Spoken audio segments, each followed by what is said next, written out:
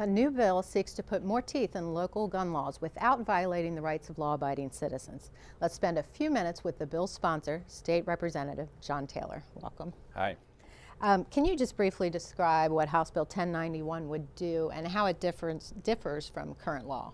Yeah, House Bill 1091 is an important tool for the Philadelphia Police and the Philadelphia District Attorney's Office.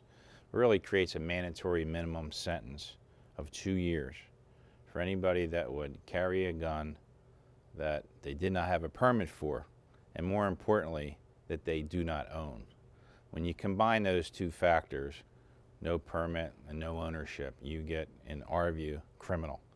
An interesting statistic was in 2012, there was 333 murders in Philadelphia. Out of those 333 murders, 85% were committed with a handgun, and not one of those cases did the person have a permit to carry or did they use a gun that they owned.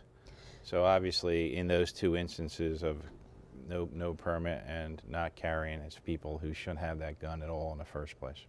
Now, New York City has a similar law in the books. How has that worked for them there? Well, it is one of the many important factors that made New York City a much safer place. New York City has the same number of murders every year as we do, despite the fact they have about 5 times more people than Philadelphia. So we used the example of the Plexico Burress case, who was a NFL player who shot himself in the leg at a bar, but because he did not have a permit to carry, it was not his gun, he served almost 2 years, full years there in the state prison. So it doesn't give any discretion to judges, because now it's really a slap on the wrist if you carry a gun, you shouldn't. So by increasing the penalty and increasing the status of the crime, it's now going to be a felony.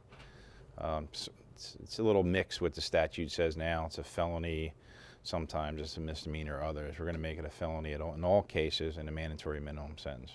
And just to be clear, this is just reflecting Philadelphia's laws. This is just in Philadelphia. This is changes of law 6108 of Title 18. It's been in existence for 50 years. We are just changing the penalty, but we think they'll have a significant impact when criminals on the street know that if they put that gun in their waistband before they leave the house, they are risking a 2-year minimum sentence. And for those that are concerned about Second Amendment rights, those who can lawfully have a gun, what would you say to them? Yeah, I think this doesn't affect anybody that lawfully owns a gun now. I think most law-abiding citizens who have guns use them in a law-abiding way and go out and get permits to carry. But even if you made a mistake or were passing through Philadelphia, the provision that says the gun has to be not yours sort of covers that law-abiding citizen who might have made a mistake, had the gun when they shouldn't, but that combination of not carrying, not a permit, and not being your gun would take any law-abiding citizen out of the equation. And we think that this is not something that if you are for gun control, you'd be for, but if you are a strong advocate for the Second Amendment, this is also not something that would affect you. And I think most gun owners agree that we should be focusing on criminals, what this bill does. And currently, what type of support does this bill have, and where is it at in the process? Well, it's in Judiciary Committee. Our problem isn't the substance of the bill itself so much as making sure that it's not amended by any number of amendments on either side of the equation. So we have every extreme from no guns at all to almost, if Representative Pyle would have his way, we'd have a gun in every house. So we have to make sure that this runs clean on its own. And we think there's a shot at doing that. Okay. Well, thank you so much for your time. Thanks, Larry.